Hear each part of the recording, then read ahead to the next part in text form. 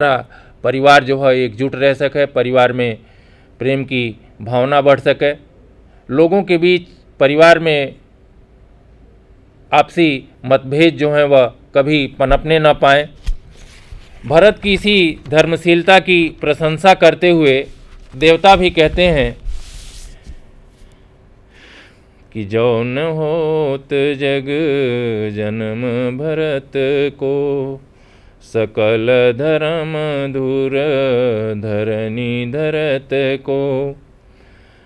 कह रहे हैं कि देवता कह रहे हैं कि यदि इस पृथ्वी पर, इस संसार में यदि भरत का जन्म न होता तो समग्र धर्मों की जो धुरी है उस धुरी को कौन धारण करता। ये देवताओं के द्वारा कहा हुआ कथन है, भरत के संदर्भ में कहा हुआ है। आज ज़रूरत है हमारे परिवार में, हमारे समाज में भरत जैसे भाइयों की। तुलसीदास ने आदर्श पत्नी, आदर्श गृहिणी के रूप में सीता जी का भी चित्रण किया है। विवाह के बाद जैसे ही श्री राम के वनगमन का समाचार सीता को मिलता है, वैसे ही सीता भी तुरंत राम के साथ वन में जाने का हठ करती हैं, जिद करती हैं। आज के समाज में क्या संभव है? आज का जो मध्यम वर्ग है, अगर हम देखें, कुछ कहने की ज़रूरत नहीं है, केवल हमें अपने आसपास, अपने परिवार में नज़र डालने की ज़रूरत है कि केवल हम सुखों में साथ देते हैं, दुख आने पर हम किनारा कर लेते हैं। सीता ऐसी पत्नी नहीं है। जब उन्हें पता है कि पति हम चाहती, सीता तो कोई कमी नहीं थी, राजमहल में रह सकती थी, उन्हें वन में जाने की कोई ज़रूरत नहीं थी।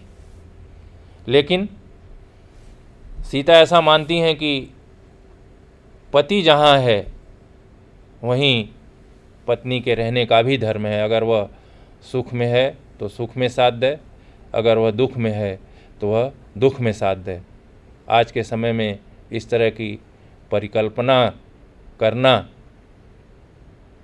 हमारी अपेक्षा के बाहर है। इस तरह की भावना संभव ही नहीं है।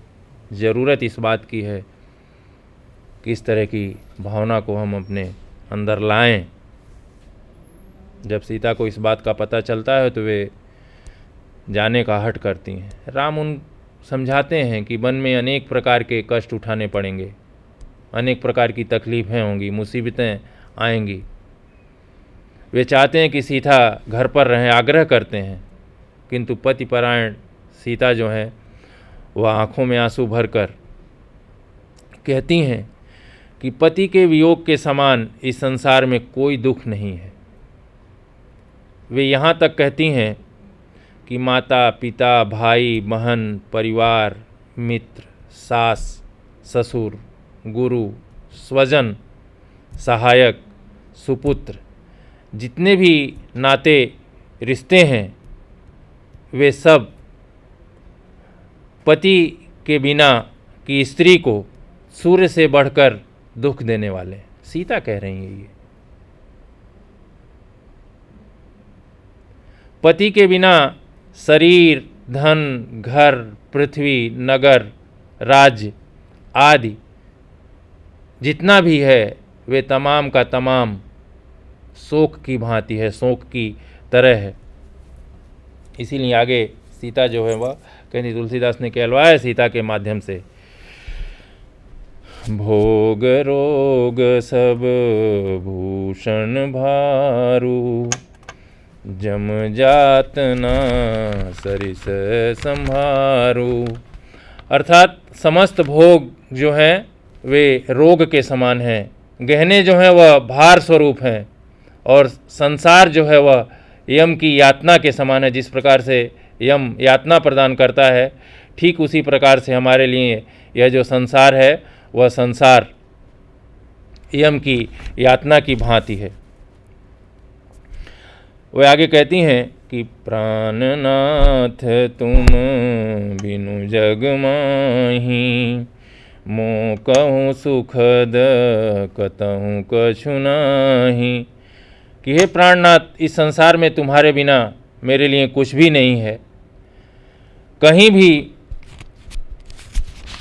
मेरे लिए सुख का क्षण नहीं है। तुम्हारी अनुपस्थिति में, तुम्हारे रहते हुए मुझे तमाम सुख जो है वह प्राप्त होंगे। सीता आगे कहती हैं कि जिय बिनु देह नदी बिनु बारी, तैसे नाथ पुरुष बिनु नारी। कि जिस प्रकार से जीव के बिना शरीर की स्थिति होती है, अगर इस शरीर में जीव न हो तो इस शरीर को कोई चाहने वाला नहीं मिलेगा। अत्यंत प्रिय व्यक्ति भी इस शरीर को त्याग देगा।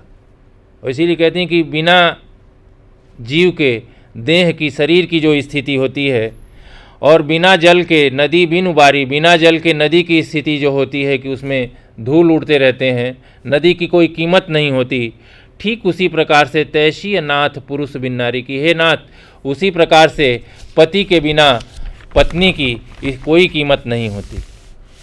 आगे वे कहती हैं कि सकल नाथ सकल सुख साथ तुम्हारे, शरद बिमल विधु बदन निहारे। सीता जी कह रही हैं कि आपके साथ रहते हुए मुझे तमाम प्रकार के सुखों की प्राप्ति होगी। शरद बिमल विधु बदनु निहारे, शरद ऋतु के निर्मल चंद्रमा के समान मैं आपके मुख को निहारती रहूँगी। कि अर्थात आपका जो मुख है वह शरद ऋतु के निर्मल चंद्रमा के समान है, सुंदर है, और उस आपके मुख को निहारते हुए मैं वन में आपके साथ अपना जीवन यापन करूँगी। सीता आगे कहती हैं कि वन में मैं सभी प्रकार से आपकी सेवा करूँगी। आप मुझे यदि अयोध्या छोड़ जाएंगे तो मैं अयोध्या में अपने प्राण त्याग दूंगी। ऐसा कहकर जब वे बहुत व्याकुल हो जाती हैं तब राम सीता को अपने साथ ले चलने के लिए तैयार हो जाते हैं, अर्थात वे अनुमति प्रदान कर देते हैं। इसी प्रकार जब सीता का हरण करके रावण लंका में ले जाता है और उन्हें अशोक वाटिका में ले जाकर बैठा देता है, बार बार वह धमकी देता है कि मैं तुम्हें अपनी पटरानी बनाना चाहता हूँ। ऐसे समय में आज के नज़रिए में यदि हम देखें तो क्या इस तरह की कोई बात नकारेगा कोई? स्त्री जो है, स्त्री के संदर्भ में यदि देखें तो जहाँ कष्ट, दुख, वेदना, पीड़ा, संघर्ष है, और एक पटरानी बनने का जब ऑफर किसी के द्वारा मिल रहा है तो मैं नहीं मानता कि आज के समय में कोई जल्दी से इसे छोड़ पाएगा, त्याग पाएगा, लेकिन ऐसा सीता करती हैं। वह रावण जो है वह एक माह के अंदर उन्हें मार डालने की भी धमकी देता है, किंतु सीता जी जो हैं वह चिता में जलकर मर जाना पसंद करती हैं, किंतु रावण के महल में पटरानी बनकर जीना नहीं चाहती, और दिन रात वह अपने पति का स्मरण करते हुए लंका में अपना जीवन जो है वह व्यतीत करती हैं। सीता जी एक आदर्श पत्नी ही नहीं, एक आदर्श गृहिणी भी हैं।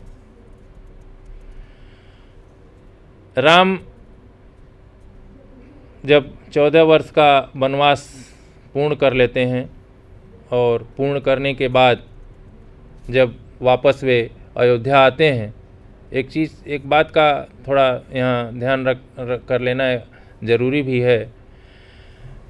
भरत जो हैं वह जब चित्रकूट में गए हुए थे उस समय राम से कहते हैं कि अगर वनवास पूरा होने के साथ यदि तुम तुरंत अयोध्या वापस नहीं आए तो मैं अग्नि में जलकर मर जाऊंगा। राम को इस बात का भय है कि अगर कहीं विलंब हुआ तो ये दुर्घटना न घट जाए, इसीलिए राम जो है वह पुष्पक विमान से चलकर और अयोध्या आते हैं। अयोध्या आने के बाद राम का राज्याभिषेक होता है।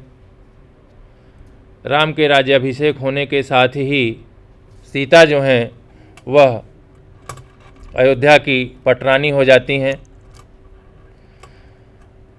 तुलसीदास वर्णन करते हुए कह रहे हैं, एक गृहिणी के रूप में सीता का उल्लेख करते हुए स्पष्ट कर रहे हैं कि पति अनुकूल सदा रह सीता, अर्थात सीता जी हैं जो हैं वह हमेशा अपने पति के अनुकूल आचरण करती हैं। इस बात का ध्यान रखती हैं कि कभी अपने पति के विपरीत कोई आचरण न कर बैठें, तो हमेशा वे अपने पति के अनुकूल आचरण कर रही हैं। ज़रूरी है ये।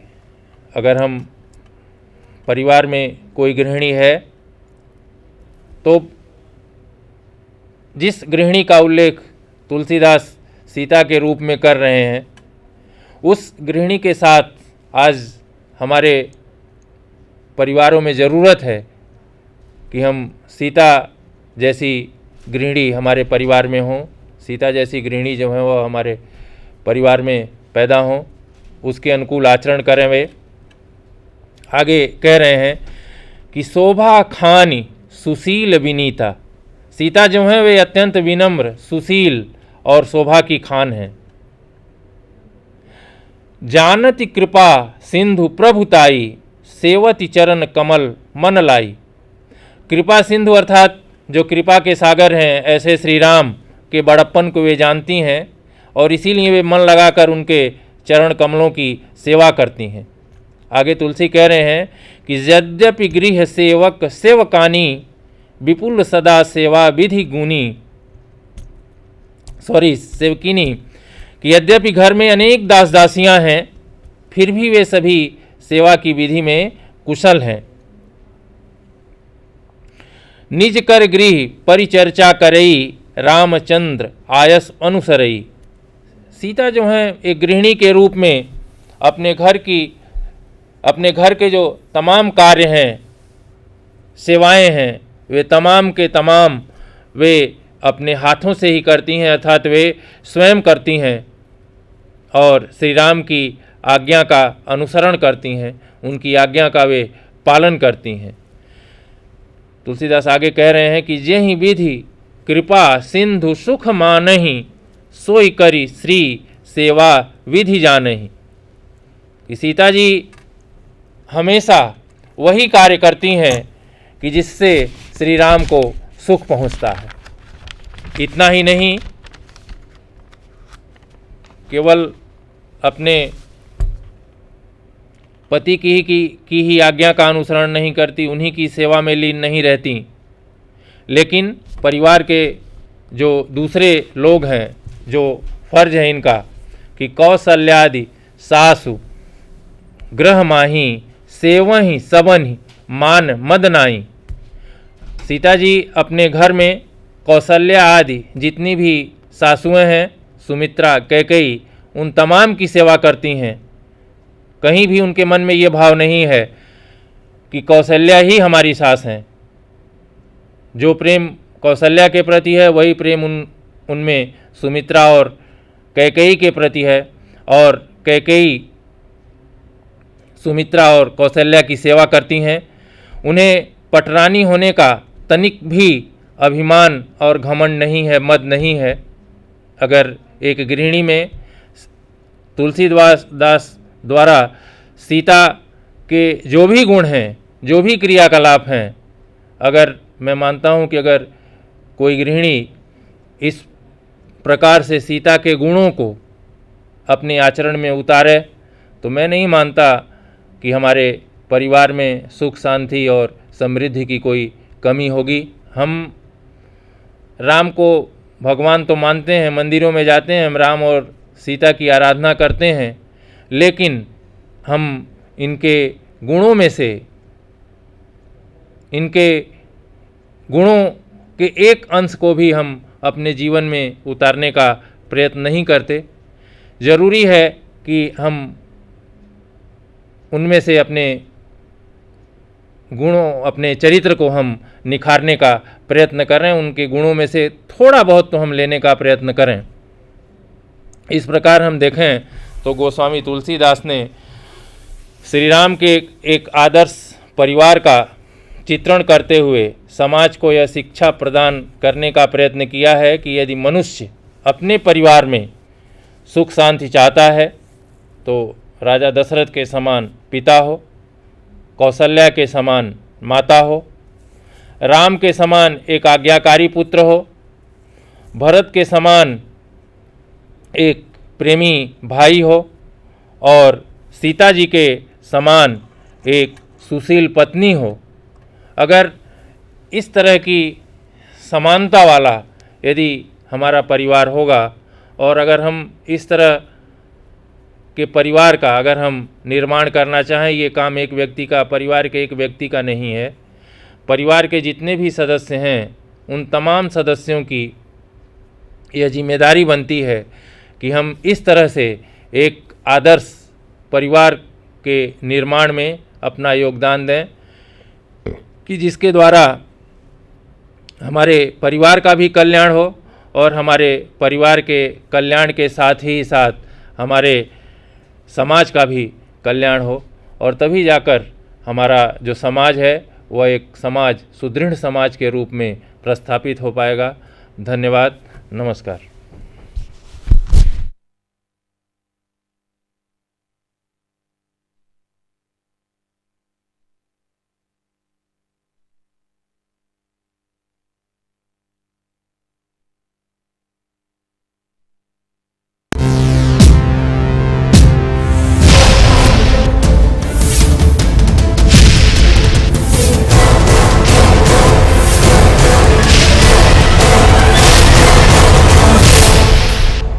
સંધાન ઓલ ગુજરાત ઇન્ટિગ્રેટેડ ક્લાસરૂમ સેટેલાઇટના માધ્યમથી જોડતી કડી એટલે સંધાન।